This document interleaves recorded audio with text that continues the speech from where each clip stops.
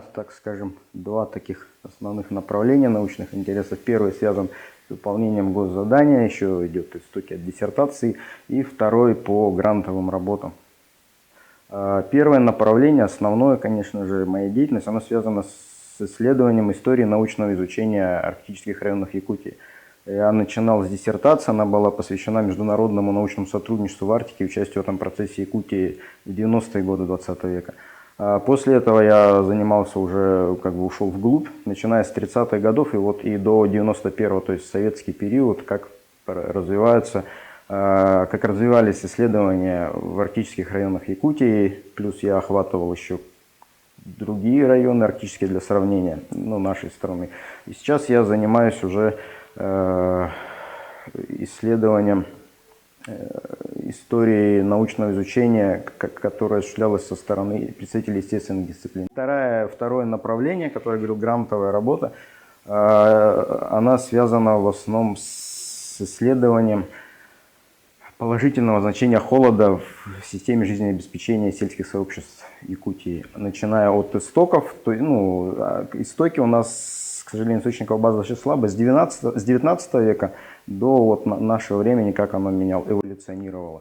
То есть, допустим, холод у нас долгое время, он как отрицательный феномен какой-то сугубо рассматривался, как лимитирующий развитие социально-экономическое. В рамках двух проектов РНФ, один закончился, второй я пытаюсь показать, что для хозяйства это имеет и положительную роль. Допустим, те же ледники использовались. И сейчас мы как раз собираемся приступить к экспедиционным исследованиям в Алекминском районе, но это продолжение тех исследований, которые были в прошлом году. То есть в прошлом году мы выиграли грант Российского научного фонда молодежный на научные группы. И там продолжается изучение проблемы позитивного влияния холода на жизнеобеспечение сельских сообществ. И в частности исследуется такая проблема, как сохранность вечной мерзлоты для системы жизнеобеспечения. Один из таких проблемных населенных пунктов в этом плане — это село Юнкюр в Алекминском районе. Там очень активные термокарстовые процессы, которые затрагивают, собственно, уже сам населенный пункт. То есть обычно термокарст, он распространен там, где были раньше сельхозугодья, сейчас они заброшены, но так как верхний покров уже был тронут, то термокарст идет активнее. Здесь же затронут не только территория бывших полей, но и территория самого населенного пункта. То есть мы наблюдали, как один дом где-то градусов на 20 имеет наклон, где были раньше там картофельное поле, сейчас уже образуется микроозеро и так далее. То есть таких примеров в Юнкюре, к сожалению, много.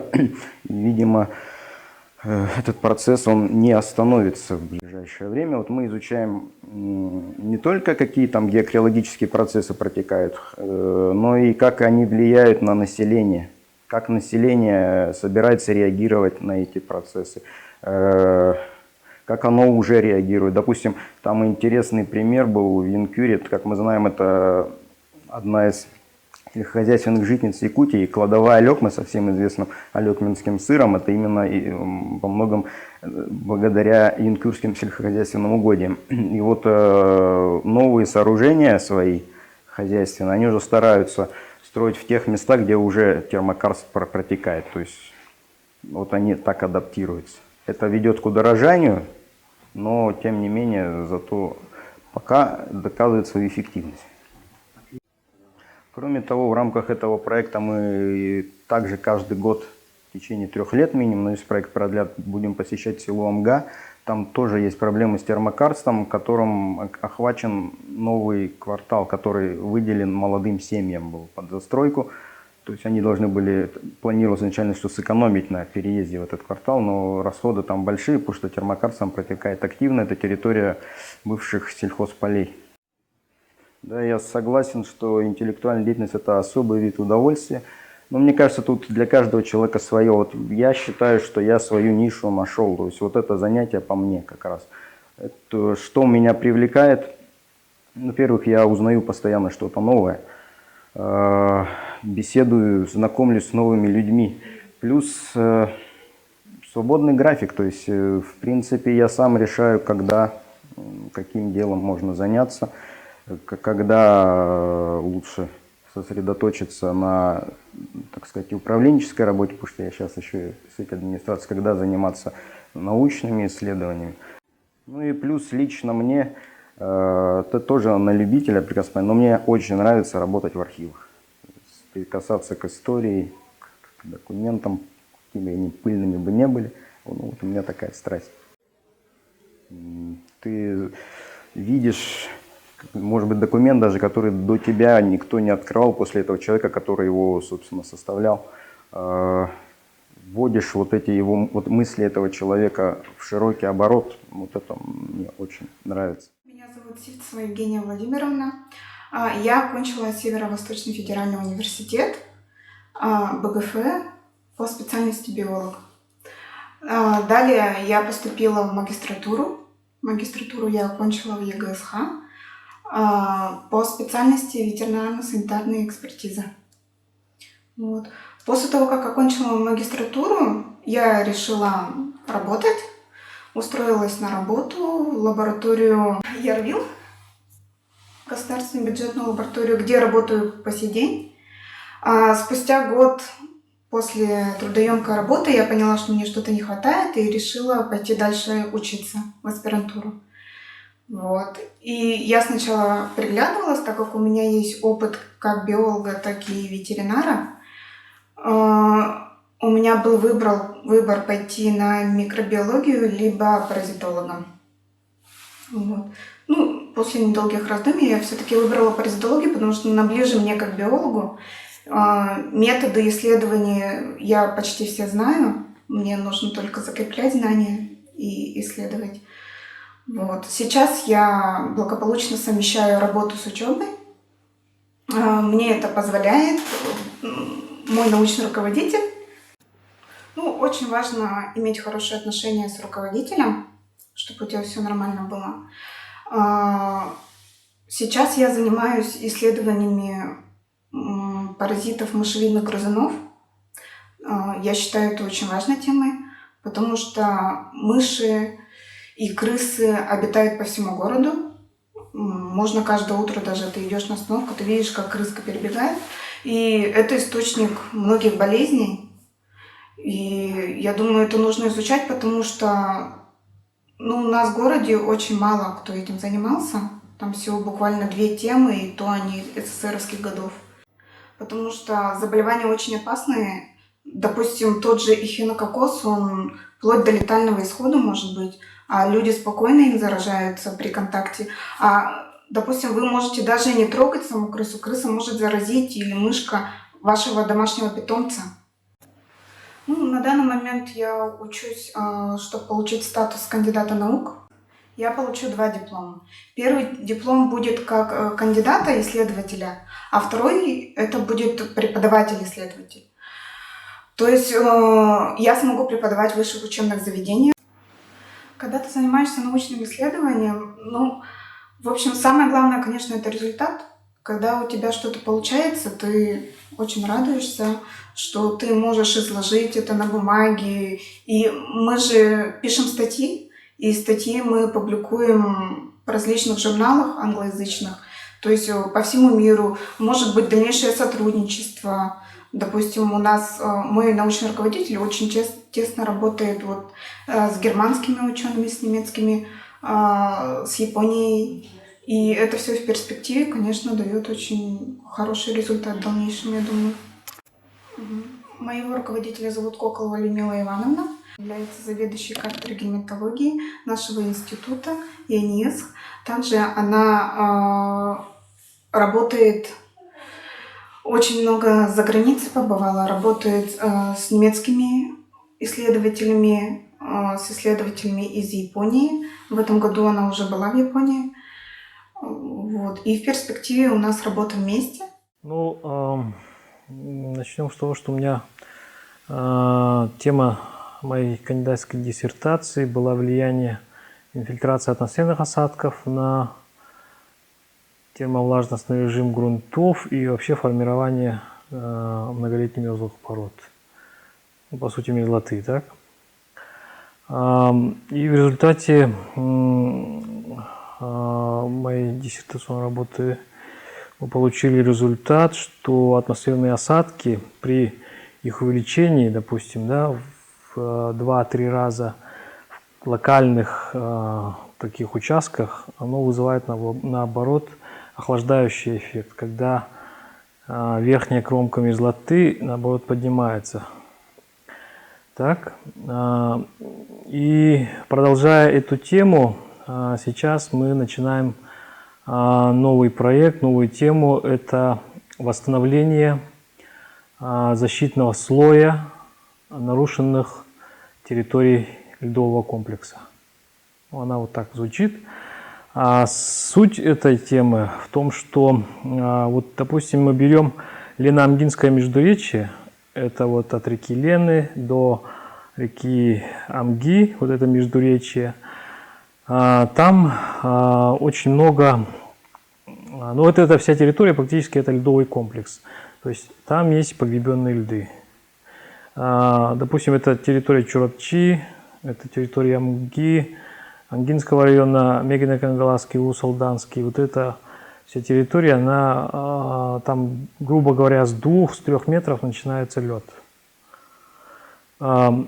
И, конечно же, человеческая деятельность и усложненная изменениями и потеплением климата вызывают деградацию поверхностных слоев, то есть льды начинают таять, начинается процесс термокарста. Очень много территорий разрушено, допустим, когда-то были очень хорошие пашни, да, сельхозугодия, они начинают разрушаться, их поверхность начинает проседать, образуются так называемые формы байджарахи. Вот мы с Амгинским районом сейчас очень тесно общаемся, и они говорят, что в конце 80-х, ну, в общем говоря, 80-х годов у них сельхозугодия, пашни были, общая территория составляла 18 тысяч гектаров. Сейчас изменением климата у них осталось только 11 тысяч. Есть у нас гипотеза восстановления вот именно защитного слоя, так называемый защитный слой. Что такое защитный слой? Это вот когда у нас леса стоят, их не вырубают, мерзлота сохраняется, она стоит. Там есть так называемый защитный слой, когда глубина протаивания не доходит до льдов. Когда у нас протаивает, допустим, 1,5 метра, а льды находятся на 2 метрах. То есть этот вот 50 сантиметров, он называется защитный слой. Когда деревья вырубили, да, вырубка идет, их начинают эксплуатировать, глубина протаивания сразу увеличивается, доходит до льдов и начинают льды таять. И начинаются просадки и разрушение ландшафтов. И вот, собственно, мы хотим попробовать восстановить эти территории, чтобы их, ну, хотя бы развитие этого процесса как-то приостановить. И вот есть у нас такая теория, допустим, мы берем разрушенную такую пашню, не такую большую, разровняем его, то есть, да, поверхность, увлажняем до определенного количества. Зимой мы его замораживаем, то есть убираем снег, либо снегозадержание делаем, уплотнение снега. И в следующем году мы должны получить уже, то есть в следующем году эксперимента мы должны получить восстановленную территорию. То есть, да, наука это очень интересно, конечно. Все говорят, это интересно, но вот мне лично кажется, ученый получает такую эйфорию, кайф, когда он начинает, ну, работать над каким-нибудь проектом и у себя в голове начинает выкручивать, как оно может быть, как это сделать. И вот когда ты думаешь, ты абсолютно свободен от всего остального, скажем, обыденного. И вот это вот на самом деле людей, наверное, тянет в науку. Когда ты начинаешь задумываться о чем-то, ты вот совершенно свободен в своих воображениях, в своих мыслях. Вот в обыденности мы там закрыты какими-то рамками, законами, это нельзя, то нельзя. А в науке, когда ты приходишь, ты начинаешь фантазировать, ты начинаешь работать, И в общем это все вот это вот дает тебе очень большую свободу воображения, может быть. Ну, со студенческих лет, конечно, наукой заниматься я всегда, ну, как бы хотел, мечтал. И когда пришел в Институт мирзатоведения в 2011 году, когда начал заниматься наукой, я понял, что это совершенно другое. Начал работать, и в период написания своей кандидатской диссертации я начал непосредственно получать, испытывать вот эти вот чувства, когда ты болен идеей, когда ты работаешь над ней днем и ночью, и когда ты получаешь результат, и этот результат получается положительный, то есть в науке можно получить отрицательный результат, и когда он еще положительный, это вот настоящее, это вот не передать словами. Изучая различные композиционные материалы и также остатки костей животных мамонтовой фауны. Сама родом я из Усьмайского района, училась в Российском химико-технологическом университете имени Менделеева в Москве, закончила по специальности химическая технология, вот, и по окончанию приехала в Якутск, закончила аспирантуру также по теме материаловедения, вот, и сейчас работаю в институте. Когда я занимаюсь разработками новых материалов, изучая их свойства, предположим, полимерные материалы мы добавили наполнители и получили очень прочный, очень износостойкий материал, который будет применяться в промышленности, в производстве и будет служить более 20 лет, предположим, да, ну, достаточно с долгим сроком службы. И получается такая как бы выгода и для предприятий, для экономики России в целом. Вот. Вообще бивень, он как бы из категории камнесамоцветного сырья, да, биогенный материал такой, ну, как бы применяется обычно как бы в косторезном искусстве, в сувенирной продукции и очень мало изучен с научной точки зрения. Понять, какие различные факторы влияют при добыче и хранении. Также рассматриваем проблемы реставрации, консервации, стабилизации костных остатков, что нам позволит потом как бы и в музейных экспонатах, и в научных исследованиях, ну, думаю, принесет пользу. В отличие, но они очень похожи, да, по прочностным характеристикам, слоновая кость и бивень мамонта, но тут есть такая вот как бы структура иерархическая, да, называется линия Шрегера. Очень красивый, это как бы шахматный, ну вот напоминает шахматы светлые и темные полосы. Получается, при разрезе вот бивня мы видим углы меньше 90 градусов, то есть как бы такие узорчатые, а у слоновой кости более 90 градусов, и их можно по этим узорам отличить. Вот. Также мы сейчас исследуем термогравиметрическим анализом, рентгенофазовый анализ также нам дал количественный состав и качественный тоже. Вот. Сам бивень сейчас можем утверждать, что состоит из 30% органической части, из 60% минеральной части и 10% влаги. Вот. Есть как бы проблема применения отходов косторезных мастерских. Вот. Над этим мы изучаем. Например, совместив эти отходы с полимерными материалами, да, можно получить, вот, например, эпоксидными смолами, можно получить какой-нибудь тоже новый материал и делать из него сувенирную продукцию, либо, скажем, предмет интерьера. Как бы происходит полимеризация. Это и называется процесс стабилизации костей, да, и потом, добавляя различные красители, предположим, можно получить такой красивый материал, вот, который может применяться где угодно. Занимаясь научными исследованиями, мне кажется, мы открываем новые перспективы развития, да, новые направления. Вот.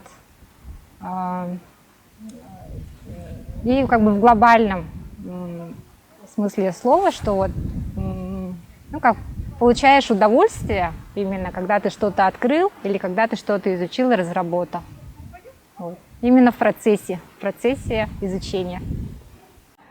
Съездить на конференцию, да, как бы тоже обсудить вот проблемы и объяснения некоторых, скажем, гипотез, вот, и именно защитить свою диссертационную работу. Вот. Когда ты получил свои положительные результаты, да, какие-то очень хорошие открытия, предположим, да, в материаловедческой части, то это непосредственно как бы есть польза и удовольствие для молодых ученых. Поступил на магистратуру, и сейчас я работаю лаборантом в Институте сельского хозяйства. Моя сфера научных интересов, она, получается, еще до конца не определилась, но уже сейчас я работаю в генетической лаборатории, и в качестве примера могу сказать, что я провожу ПЦР-анализы на заболевания для сельскохозяйственных растений. И уже мы постепенно начинаем использовать генетические технологии для того, чтобы обнаруживать скрытые признаки, получается, которые есть в этих растениях, чтобы потом проводить целенаправленную селекцию в этом направлении. Работа она сама по себе интересная. Мне она нравится, и так как она не имеет каких-то таких четких рамок, в которые тебя загоняют, ну, по крайней мере, сейчас для меня. Возможно, где-нибудь там в самых топовых лабораториях, может быть, и нужно там из кожи вон лезть, ну, как и везде, в таких местах. Но, по крайней мере, здесь я себя чувствую комфортно. То есть я работаю над каким-то своим делом, я ее сам делаю так, как наш коллектив считает нужным. И работа такая, ну, ты чувствуешь как бы контроль над ситуацией, и это комфортно. И вот, получается, я поступил в магистратуру на программу устойчивого развития Арктики в СФУ. И последний семестр там будет проходить Япония в университете Хоккайдо, где я смогу, получается, делать какую-либо работу. То есть на местах, то есть японских, на японской материальной базе в том университете. Без особых проблем читать литературу специальную на английском, то есть статьи и так далее, это нужно для работы. Но разговорный мне придется обязательно подтянуть, потому что там все общение будет на английском. 10 лет занимаюсь атмосферой, то есть нас интересует непосредственно область мезопаузы, это вот 80, где-то 100 километров над землей, и вот там происходит очень большое количество химических различных процессов, физических процессов, и мы занимаемся изучением непосредственно их, а точнее свечением ночного неба. Ну, прямо в данный момент времени я работаю над серебристыми облаками, которые у нас наблюдаются. Они наблюдаются только в летний период, да, с мая по где-то август, получается, из-за того, что у нас еще есть белые ночи, там есть еще и пробел, получается, между ними. То есть время, когда вот сумерок нету, поэтому мы не можем их зафиксировать. Вот моя диссертация была посвящена влиянию 11-летнего цикла солнечной активности на температуру области мезопаузы. Наверное, большинство слов, как сказала моя подруга, знают только влияние, да? Вот, но это что такое? Вообще у нас же, как сказать, фундаментальное исследование в мире состоит из таких процессов длительных, да, по времени, больших. И мы должны посмотреть, как влияют они отдельные процессы. То есть, например, сейчас много говорят про глобальное потепление, да? К чему мы это относим? Действительно ли это является результатом деятельности человека? Или это вот именно какие-то просто с большим периодом проходят такие явления и так далее, да? Для того, чтобы разобраться вот именно в этом, необходимо каждый, вот, ну, грубо говоря, как лего, вот, ну, разобрать, да, по частичкам, постараться вот это вот вклад человека, вот это вклад природы, вот это вот, допустим, вулкан тогда-то, скажем, извергнулся, вот это вот его и так далее. И тогда таким образом, сортируем, мы пытаемся выяснить основные причины. Твой мыслительный процесс постоянно происходит в твоей голове.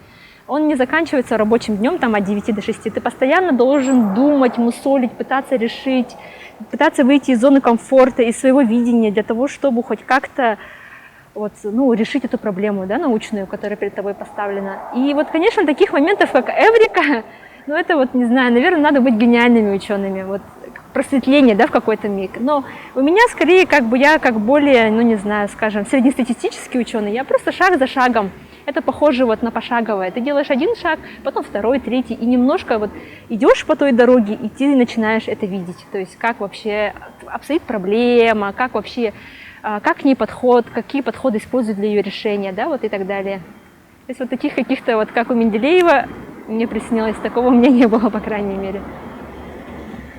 Мы должны жить целью. У нас должно быть четкое понятие, ну, каких-то ценностей, да?